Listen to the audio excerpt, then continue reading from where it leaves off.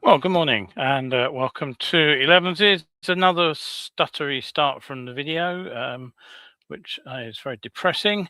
Apologies for that. Anyway, here we are. Today's show, what have we got for you? Elevenses 588. It's Sunday the 25th of January. So that's almost the end of the second month of winter, which is great news. Today's show, attempts to cheat driving tests are on the rise. A banned biker who hit 90 in a 30 limit and rode across a children's play area faces the Crown Court.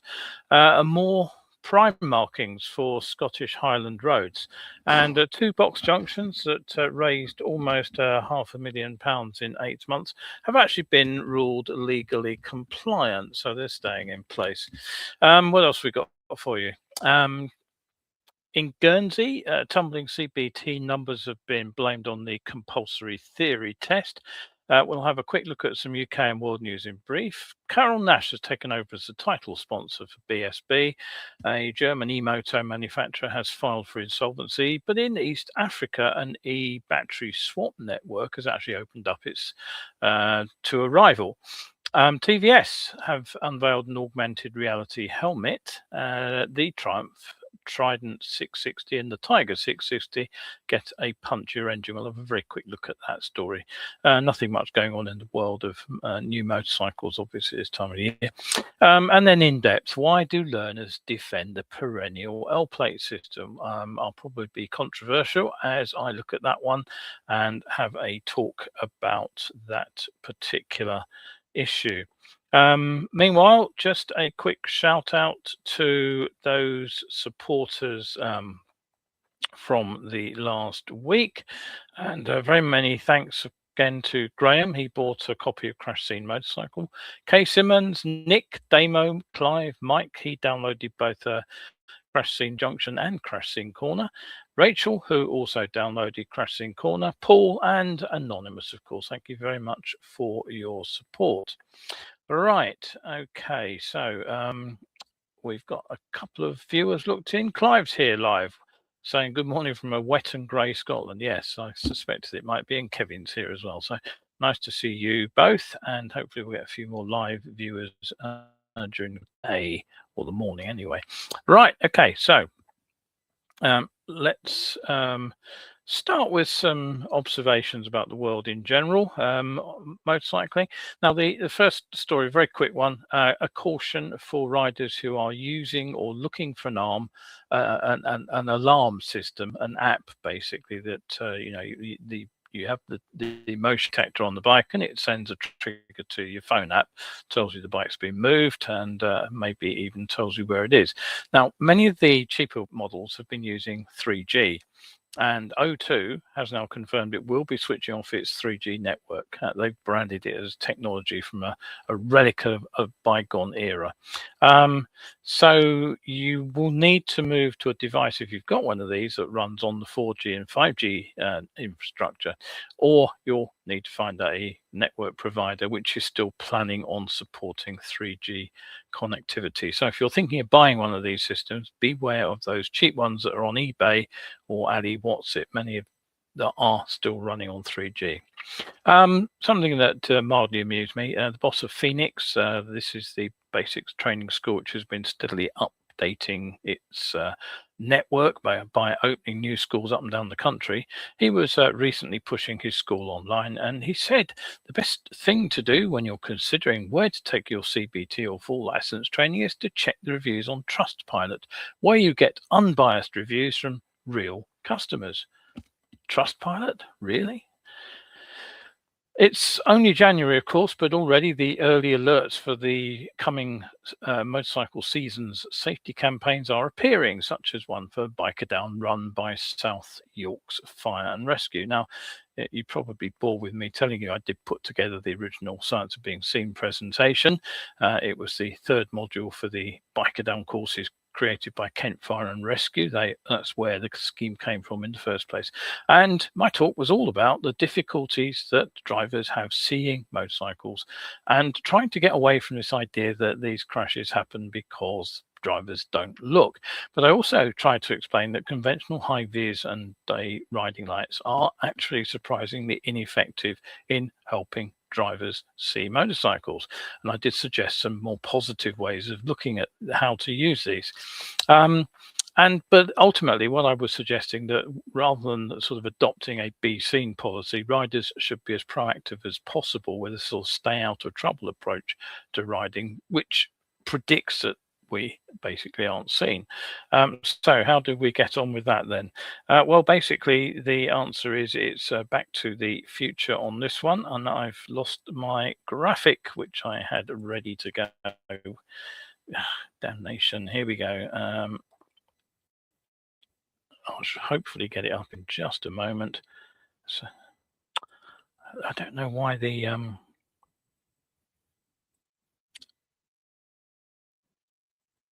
settings. Oh, that's the video, the right one. The settings simply don't stay stuck, which is really, really annoying. Anyway, here we go. 1 millisecond while I get the picture up. There it is. It's coming up now. And you can see that that is the biker down motorbike safety. And if you look down there, it says how best to be seen whilst riding. Well, you know, that's more or less a reversal of the original Science of Being Seen presentation, which is a bit of a disappointment, frankly. Right, okay, on to the weather.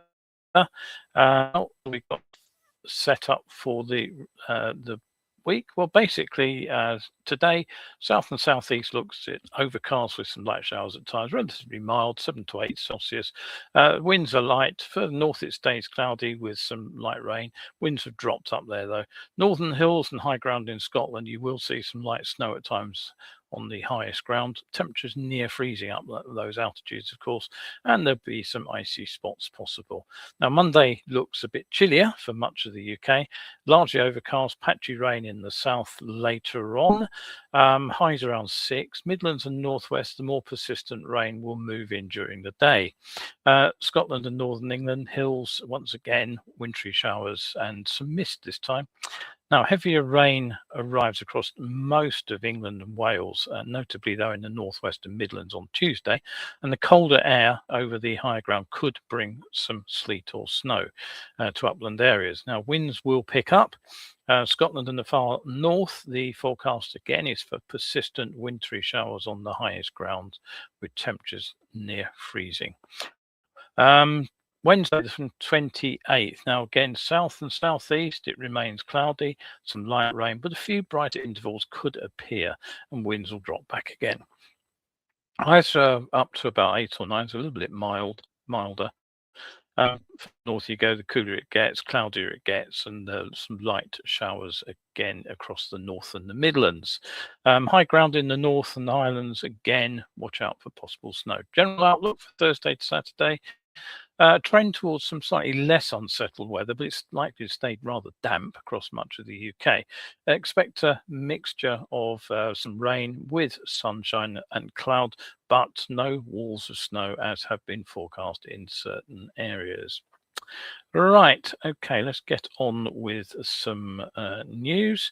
And we have the first story, which is about a motorcyclist who is about to appear in the Crown Court after a dangerous daytime police pursuit across Northumberland. Now, it only lasted 10 minutes, but in that time, Peter Smith, 37, managed to reach speeds of over 100 miles an hour on the A189, but he also hit 90 in residential areas where he rode on pavements, through a children's play area and across a football pitch. Now, though he escaped the pursuit and abandoned the bike and his riding gear, he was actually identified as the rider through DNA found in a glove. He was already on a suspended sentence, and Smith has pleaded guilty to dangerous driving, driving while banned and uninsured, and failing to stop. And magistrates decided the course was too serious for their sentencing powers. Now, cheating on driving tests in Britain has risen sharply in the last 12 months, according to new DVSA figures. Now, they claim that nearly 2,900 cases were recorded in the year up to September 2025, and that is up 47% on the previous year, and it's actually more than double pre-pandemic levels. Now, most of the incidents involved technology-assisted cheating in theory tests with hidden phones and earpieces being used in over 1,100 cases. Impersonation on actual tests is also on the rise. Stand-ins reportedly being paid up to £2,000 to take tests for others. Test centres are stepping up checks, therefore. They will be using pocket and sleeve inspections, metal detector scans, and ID verification. The DVSA is also using intelligence-led methods to track people and vehicles linked to previous attempts. Now, 96 people were prosecuted last year. Next, a man got a 2-year sentence for repeatedly trying to cheat the theory test, and a Birmingham man who was said to have impersonated more than a dozen learners got an 8-month sentence. DVSA do say that better detection is part of the reason for the increase, but they warn that more candidates are trying to bypass these checks on tests. Now, up in Highlands, the council there has approved the introduction of the new prime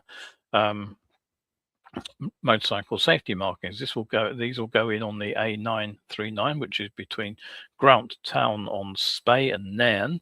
Now, these are painted gateways. They're road markings that encourage riders to adopt a better position and speed on the road approaching a corner. They'll be installed on 6 bends on locations where there have been accidents involving motorcycles. Now, PRIME stands for Perceptual Rider Information for Maximisation of Enjoyment and Expertise. And the Strathspey Committee Chairman, Russell Jones, he said that because motorcyclists represent a high proportion of casualties in road accidents, it's important to do all we can to make roads safer. Right, okay. Less creative, except in terms of cash, are the yellow box junctions that we probably love to hate.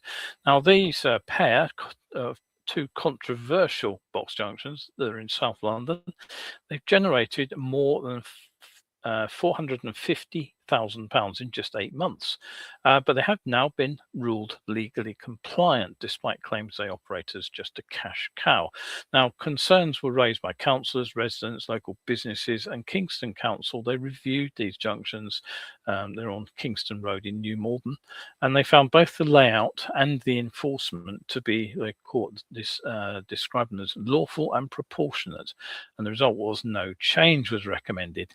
Now, the figures obtained under the Freedom of Information laws, they showed that 6,568 fines were introduced, issued between January and August last year, and that was around £2,000 a day. Now, you get fined £160 for stopping in a box junction.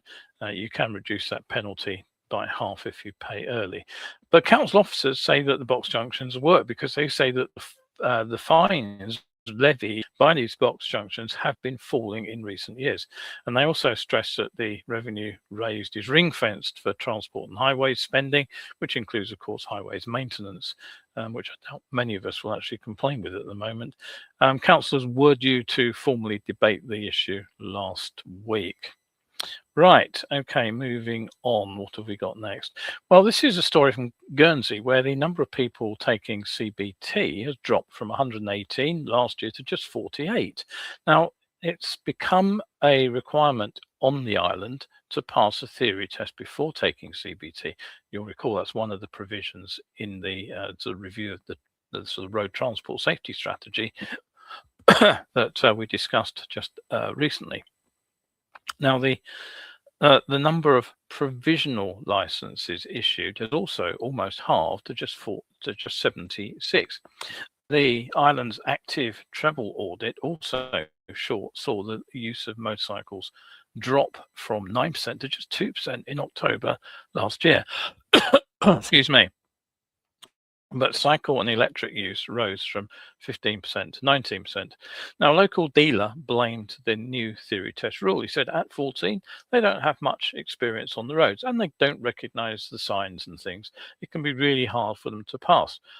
But surely that's the reason that you take the test, to learn what the signs and things mean before riders actually launch themselves onto the road. Now, I'll be returning to this point in the in-depth section at the end of the show, so stay tuned. Right, now, where's my video gone? Not already done so. Every click helps other motorcyclists discover my content, or simply share the word the old-fashioned way by telling your riding buddies about ELEVENSES. All right, okay, that's not working, is it? Right, forget that. It's the video is obviously not running today properly. I have absolutely no idea why. It should stream straight up to the server. So anyway, never mind. On to news in brief from the UK and around the world. Now, the first story is a South Korean delivery rider. He targeted vehicles who were backing up or changing lanes. And he swindled a total of 87 million won, which is over £44,000 in insurance payouts through 33 of these intentionally staged crashes, and he will face prosecution for this. A gang stole thousands of pounds worth of Rolex watches from a store in Knightsbridge just before 11 o'clock on Tuesday the 20th. Several men armed with what appeared to be crowbars rushed into the luxury boutique store, while leaving a scooter to prop the door open. Presumably it's a security door and closes.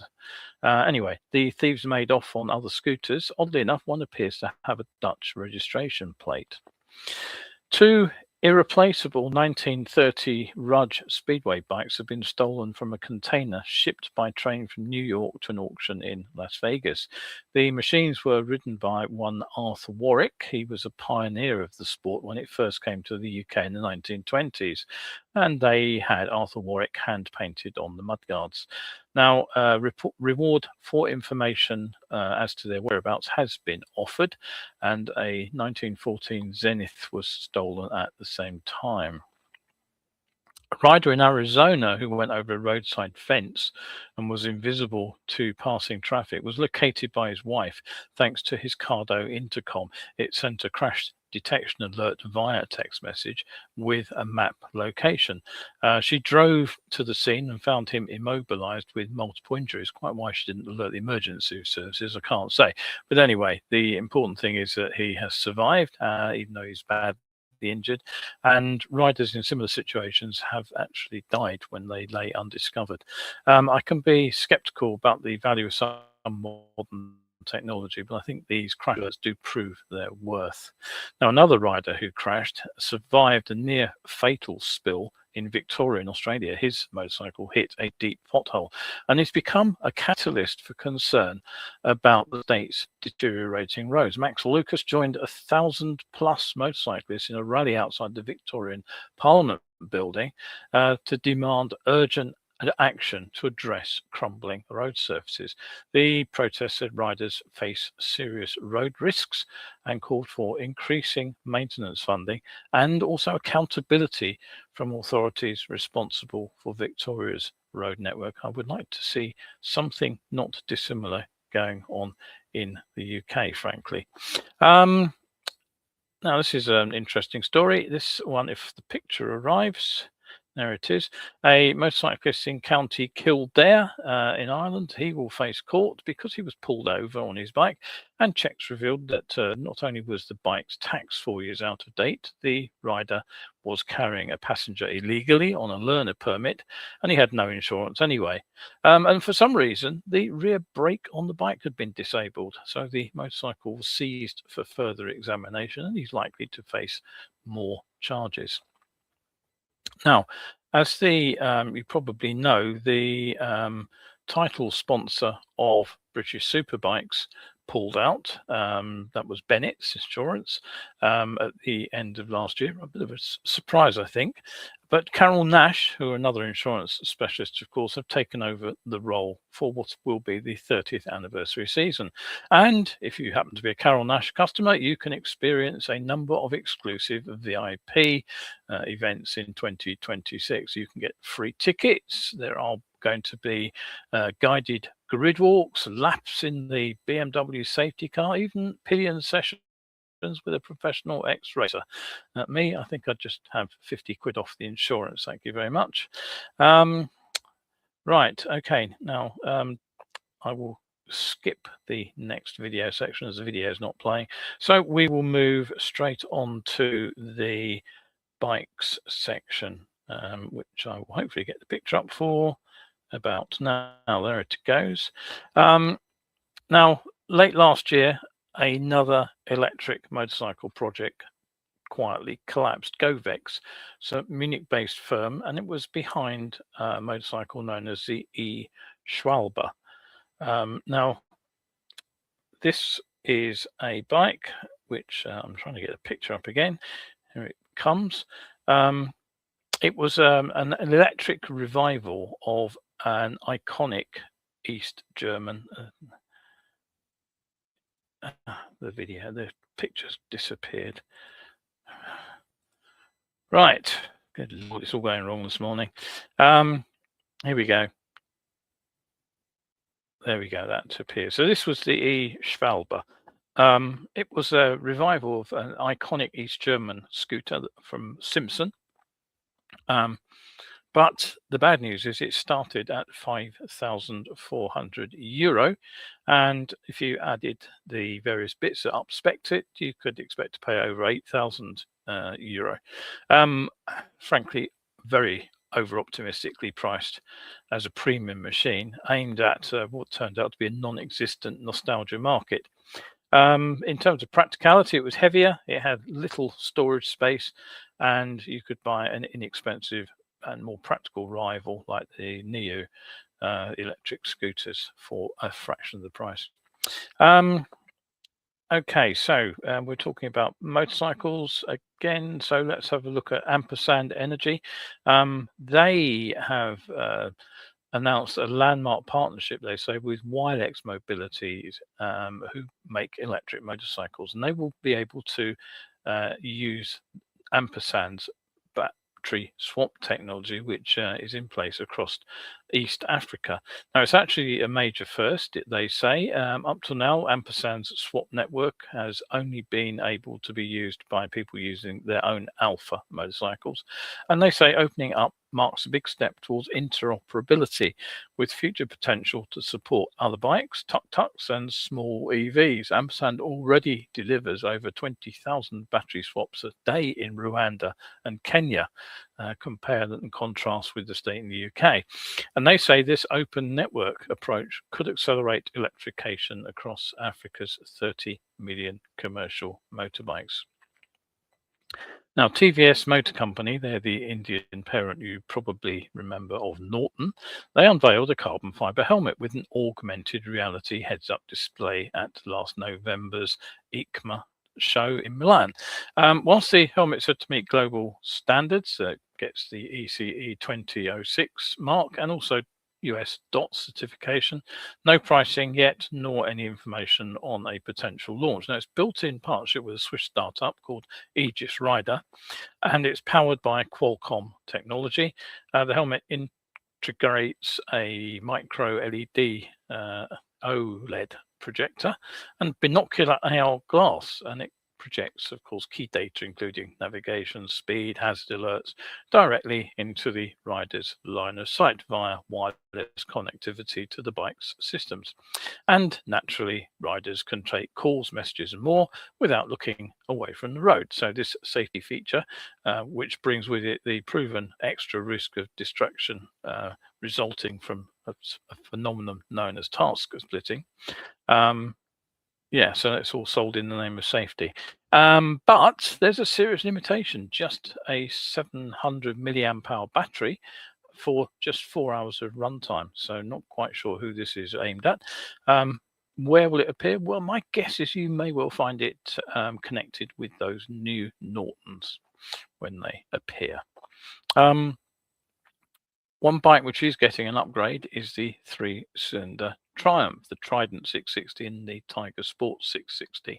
According to one report, they are getting a punchier engine for 2026, and it's via the simple sounding expedient of fitting the engine from the existing Daytona 660 sport bike. Now, the numbers are important, I think, here. The swap raises the red line by 20% to 12,650 RPM. As a result, peak power rises from 81 horsepower at 10,250 on the old bike to 93.6 horsepower at 11,250, which is up a 13 horsepower.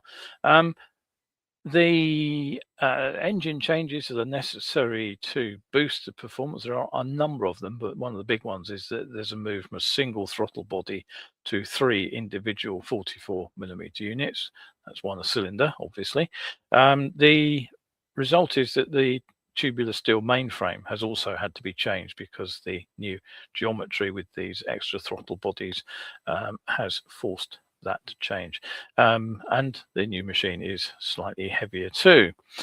What isn't much of a change is peak torque. Now, it is up just 4 Newton meters to 64 Newton meters, but the big change is where it appears. Instead of 6,250 RPM on the outgoing bike, it now comes in 2,000 RPM higher at 8,250. Now, Triumph make a point of saying that 80% of this new peak torque value is available from 3,000 RPM to almost 12,000 RPM on the new bikes. But whether the higher revving engine will actually be punchier is another matter. My guess is probably not, with that torque arriving much later in the rev range. Why would Triumph make the change? Well, my guess is that that it's not about rider performance and rideability. It's cost cutting. From using a single engine would make a lot of sense from that perspective. Right, now I'm skipping the video because the video doesn't seem to want to play ball today. So let's go straight into the in-depth section. Why do learners defend the perennial L-plate system? Now, 2 shows back, you may recall I looked at the government's refreshed road safety strategy. It was the first update in over a decade. And it actually harked back to a document that the previous Labour government had put together. The strategy does set some pretty ambitious goals for reducing deaths and serious injuries on our roads, and it lays out areas for consultation, including a number which directly affect motorcyclists. Now, I ran through these. I didn't actually create much of a debate on the video here on the webcast, but the same item, which was written for a Facebook post, did. Now, the responses to this rumbled on for well over a week, which is very unusual on Facebook, frankly. And what was quite shocking to me, really, was the number of responses from people saying that this is nothing to do with road safety. Many fell back on the old myth that it's bad drivers that kill bikers. If you want the simple fact, that's not the case. Most collisions that occur between motorcycles and cars are in fact the fault of the car driver when you look at the legal side of things. But many of these could be avoided if the rider knew how to avoid the crash. That's what the science of being seen was all about. And if you want the simple fact about where motorcyclists actually die, many kill themselves on the open road in single motorcycle crashes. Now, okay, so get that out of the way. Some complained about the prospect of having to take the theory test before CBT because of the expense. Well, we've already gone over that Guernsey story. It's currently £23. That's the cost of 16 litres of fuel, or it's the cost of the 2 sandwiches and 2 coffees I bought yesterday lunchtime. It was almost exactly 23 quid. What about the theory test being hard to pass? That was what that dealer on Guernsey was claiming, wasn't it? Well, I'd say that the multiple choice section is not exceptionally difficult. Most of the questions are actually common sense. Of course, it's easy to revise those questions. Difficulties may be if you are a non-native English speaker. But how many people fail it? Well, I can't find motorcycle only data online, but the overall pass rate is around 46% nationally. So why do people fail? Well, it wasn't actually the multiple choice questions for most people. It was actually the hazard perception test, and it wasn't uncommon for experienced car drivers here to fail this when I was a DAS trainer.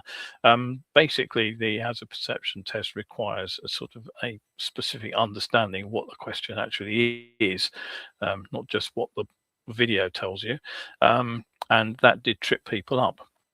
Now, others argued if you've done CBT once, then you should be allowed to keep riding, and CBTs are a useful refresher. Well, it depends, doesn't it? I mean, if you've done your CBT once, do you consider it fit for purpose to ride on the roads unaccompanied? Well, I actually don't.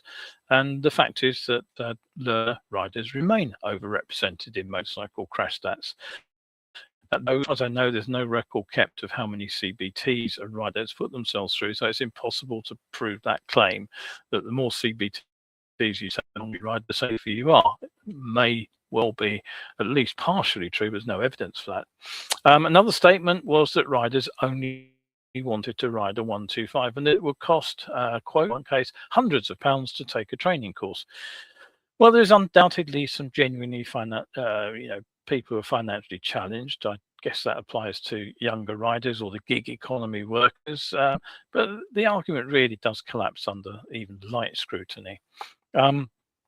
I guess some of these riders are probably unaware that, you can actually simply book a 125 test and turn up on your own bike if you think you're good enough.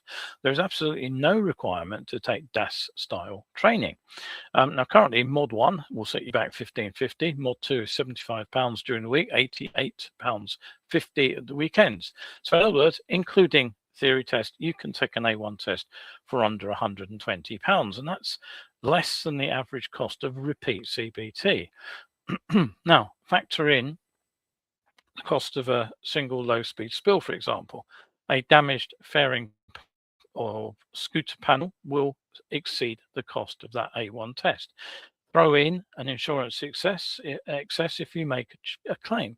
So the issue is not about absolute affordability. It's just a human ability to sort of discount a potential future cost against an absolute certain cost right now. Even when the maths makes sense, that in the long run you probably benefit. Even the professional sort of 125 volt plate riders would tip the scales pretty quickly to make a saving by passing their test. Now, there's another reason to consider a full 125 license now, but not one single person in the comments made the link. This review of the road safety strategy will look at the possibility of removing the requirement for extra tests between tiered license steps. Now, it's not guaranteed, but if it does happen, what that means is by passing your 125 test now, getting a full license, you won't have to take those upgrade additional tests, just the training to make sure that you're actually able to ride the big bike. Now, it may not happen, but although the status quo remains the moment that you will only be able to ride a 125 on a 125 license, you do get the added benefits of legally carrying passenger and being able to use motorways. Now, a serious question is why learner riders simply don't feel they need to learn any more than what was covered on CBT. That was a regular comment in the dozens and dozens of responses I got on this particular post. It's at the same time that more experienced riders with full licenses are actually heading in increasing numbers towards post-test trainings because they realize the limitations of what they covered on basic training courses. Yet the proponents of the perennial CBT, they seem to believe that nothing extra is needed. Now, why is this? Well, one answer I think is that the way CBT is named and it is structured and it implies completion. It was never intended to be an end result. It was always intended to be a filter to push riders on towards the full motorcycle test. Riders interpret I'm allowed on the road alone as I'm competent to be on the road alone. Now, a second reason is fairly obvious too. Learner riders are almost by definition in the unconscious incompetence stage. They get a bike moving, they can maybe survive in traffic and arrive, at work intact nearly every day. So their personal experience tells them that they are good enough. But since they don't know what they don't know, they actually have no reference point for what competence actually looks like. And there's a significant risk, of course, which they won't recognize, that there's other road users around them who are actually doing the job of keeping them safe. Now, optimism bias is well documented. Bad outcomes happen to other people. And of course, if things go wrong, the very culture of motorcycling is to blame the other fellow. It's a myth that neatly absolves the rider of all agency in a crash. Accepting that training might help requires accepting that rider behavior does contribute to crash outcomes. And that's a bitter pill for many motorcyclists to actually swallow. Riders who've passed full tests may have discovered during the course of their experience that they weren't quite as good as they thought they were, and that there is more to learn, and that it's not just useful stuff, but it actually makes riding more fun. Post-test training appeals precisely because there are riders now who do realize that there are knowledge and skill gaps to close. Having said all that, a very significant proportion of the backlash had nothing to do with training and everything to do with distrust. Anything government-led automatically assumed to be a revenue-raising exercise. But the daftest claim of the lot, really, is that the measures are there to make more money for the government. Think about where the cash actually goes. It completely ignores the fact that the costs of poor road safety impact directly on public health. And that cost has to be picked up by, first of all, the NHS and then by the government who fund the NHS. I think some of those riders who balk at spending a few £100s on a licence would be appalled if they were handed the full bill for their treatment post-crash. Personally, I still can't believe that learner riders are the only group able to use the UK roads unaccompanied and without having passed the tests. And I can't believe that the motorcycle industry is still pushing for this access to the roads on L plates. But the responses that I got to that post, the question is really, when did social media ever require rational thinking? I mean, ultimately, the success of the post actually depended entirely on the outrage of those many responders on that post. Hardly anybody actually read through the message to pull out the information that was in it. So I don't think it's any coincidence that the post got more hits or comments than any other I've written in the last 12 months, I think. Right, anyway, that is it for today. I will move on to wrap up the show. If you do want to learn a little bit about crashing, you can discover this book, which is called Crash Scene Corner. You can go over to my Ko-fi page and order it over there. It delivers a sort of an investigation into the most common open road crash of all, one that actually kills most riders. And I think it's the first ever attempt to deconstruct this as a cascade of errors. So the book explains those errors, explains what you can do to avoid making them, but also explodes the idea that you can't get out of trouble. It shows you how you can recognize things going wrong and make corrections before we run out of road. So that book joins the Sorry Mate Smidsy book on which is called Crash Scene Junction, and they're both short, they're both inexpensive, because I want people to read these and actually take away the message. So you can download these books right away over on my Ko-fi store. I'm just about to put the link up for those who are there. There it is. And the third book in that series, Crash Scene Overtake, I'm just starting work on that one after sort of a month off from writing. Couple of statements. Kevin said, I had no idea you've been involved in Biker Down or the science of being seen with a wink. I think that is suggesting that I might have mentioned it once or twice before. Clive says he's seen and used the road markings in Scotland. Pretty good if you're doing the correct posted speed. Great for inexperienced riders. He's in favour of them. Yep. And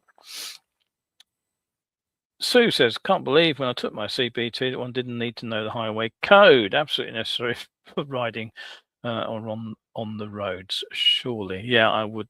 Yeah, it is. CBT, we spent quite a lot of the time actually just teaching people basic stuff like, believe it or not, which way round the roundabout you're supposed to go. Right, okay, that is it for today. So don't forget, you can download those books over there in my coffee store, Crash Scene Junction and Crash Scene Corner. Links are in the comments to the show. So if you do want to go and grab one of those before the end of the month, that would be gratefully received by me and hopefully give you some useful information about riding. Right, that really is it for today. Thanks to everybody who's looked in live or will look in on catch up. You've been watching me, Kevin Williams of Survival Skills Rider Training, and this is my 11ses webcast. Make a date to join me for the next show with another roundup, news, views, and biking tips. I was trying to get that paragraph out before I coughed. You are out there today enjoying a ride. Make sure you stay shiny side up, and I'll see you next time too. No video today because the video is misbehaving. So thanks for looking in.